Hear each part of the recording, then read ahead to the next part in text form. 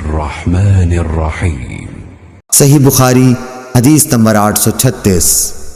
ابو سلمہ بن عبد الرحمن نے کہا کہ میں نے ابو سعید خدری رضی اللہ عنہ سے دریافت کیا تو آپ نے بتلایا کہ میں نے رسول اللہ صلی اللہ علیہ وسلم کو کیچڑ میں سجدہ کرتے ہوئے دیکھا۔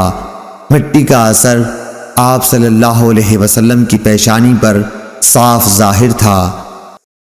اللهم صل على محمد وعلى آل محمد كما صليت على إبراهيم وعلى آل إبراهيم إنك حميد مجيد اللهم بارك على محمد وعلى آل محمد كما باركت على إبراهيم وعلى آل إبراهيم إنك حميد مجيد